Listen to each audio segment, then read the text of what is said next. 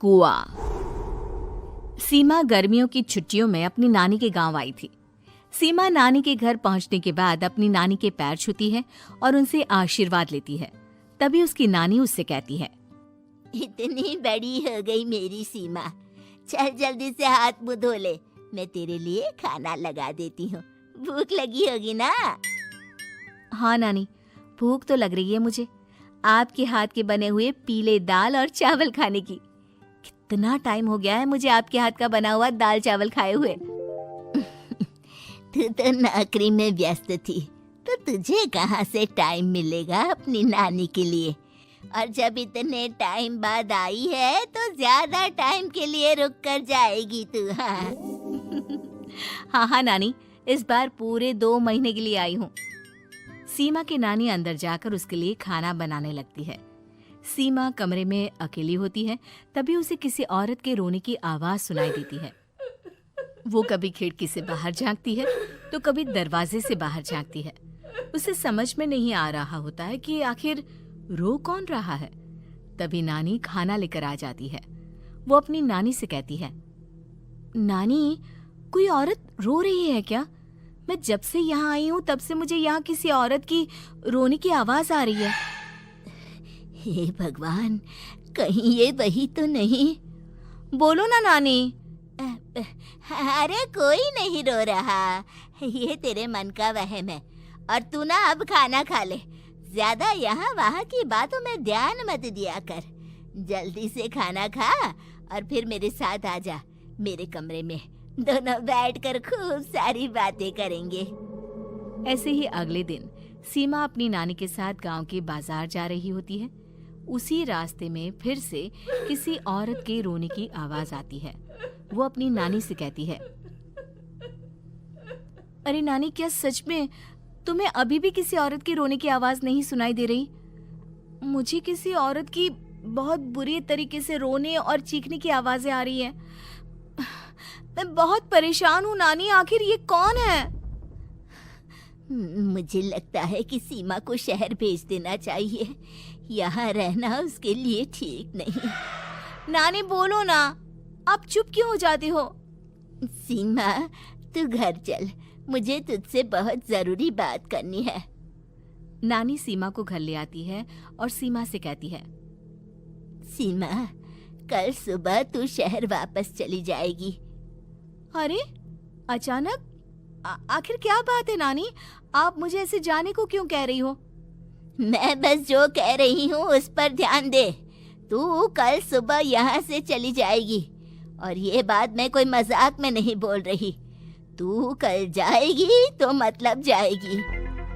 अरे नानी, चली जाऊंगी मैं, ठीक है, पर आखिर बात क्या है ये तो बता दो। मम्मी से कोई बात हुई है या फिर मुझसे कोई गलती हुई है जो तुम मुझे अचानक से जाने के लिए बोल रही हो? देख सीमा, रात बहुत हो चुकी है और मुझे इस बारे में कोई बात नहीं करनी। चल, अब चल के मेरे साथ सो जा। सुबह की बस पकड़कर तुझे शहर भी तो जाना है। सीमा को अपनी नानी का ऐसा व्यवहार देखकर बहुत ही अजीब लगता है। उसे कुछ समझ में नहीं आ रहा होता है कि आखिर उसकी नानी उसे अचानक से गांव छोड़कर जाने के लिए क्यों कह रही है। ये सारी बातें सोचते सोचते सीमा की आंख लग जाती है और वो अपनी नानी के साथ सो जाती है। ऐसे ही आधी रात को सीमा को फिर से किसी औरत की रोने की आवाज सुनाई देती है।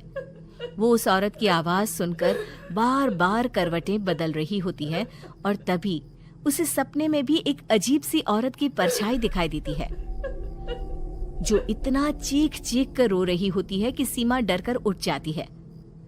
वो पूरे पसीने पसीने हो रही होती है। वो अपने आसपास देखती है तो घर में बिल्कुल शांति का माहौल होता है। सीमा घबरा जाती है। वो अपनी नानी को जगाने की कोशिश करती है मगर उसकी नानी नहीं जगती। सीमा को फिर से उस औरत की रोने की आवाज सुनाई देती है। आखिरकार सीमा अपने आप को रोक नहीं पाती और वो घर का दरवाजा खोलकर बाहर निकलती है। आखिर ये माजरा क्या है? आज तो मैं पता करके रहूंगी। अब आवाज का पीछा करते हुए सीमा आधी रात को गांव के चौपाल के पास बने कुएं के पास पहुंच जाती है, जहां कुएं की चारों ओर बेड़ियां लगी होती हैं। उन बेड़ियों में लगे हुए ताले के साथ एक लाल रंग का कपड़ा और माता रानी का कलावा बंधा होता है। उस कुएं में से सीमा को किसी के रोने की आवाज आती है। सीमा परेशान हो जाती है। इस कुएं में कौन है? कौन है यहाँ? सुनो, कौन है? कौन रो रहा है? वो चिल्ला चिल्ला कर पूछती है और साथ ही लोगों को जगाने की कोशिश करती है, मगर किसी को भी उसकी आवाज सुनाई नहीं देती। अब सीमा खुद उस कुएं के पास की बेड़ियों और तालों को खोलने की कोशिश करती है और किसी तरह कुछ देर की मशक्कत के बाद सीमा उसको खोल भी देती है। और जैसे ही वो कुआं खोलकर उसके अंदर झांकती है, सीमा उस कुएं में गिर जाती है। इतने में उसकी नानी की नींद भी खुल जाती है और सीमा को पास ना देखकर नानी परेशान हो जाती है।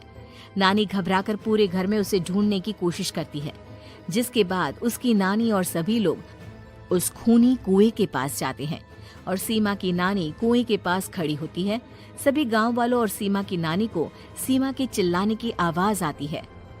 बचाओ, कोई मुझे बचाओ।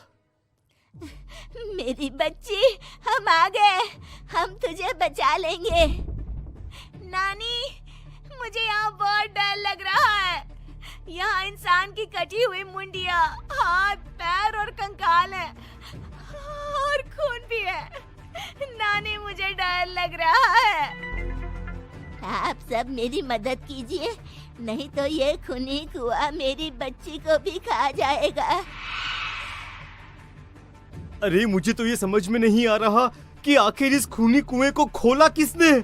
सालों पहले इसको इतनी मुश्किलों के बाद तांत्रिक बाबा ने बंद किया था। अरे पूरा गांव खूनी कुएं के बारे में अच्छे से जानता है, तो कोई भी जानबूझकर तो ऐसा करेगा नहीं। मतलब किसी ने अनजाने में इसे खोल दिया है भैया। सीमा को इस बारे में मालूम नहीं था और जब से वो यहाँ आई थी तभी से उसे किसी औरत के रोने की आवाजें भी सुनाई दे रही थी। कहीं सीमा ने ही तो उसे नहीं खोला। अगर ऐसा है तो फिर सीमा का बचना बहुत मुश्किल है।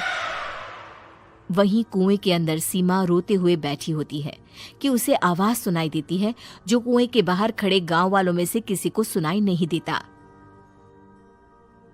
आज सालों के बाद मुझे ताजा खून मिलेगा। तेरा खून पीकर आज मैं अपनी प्यास बुझाऊंगा।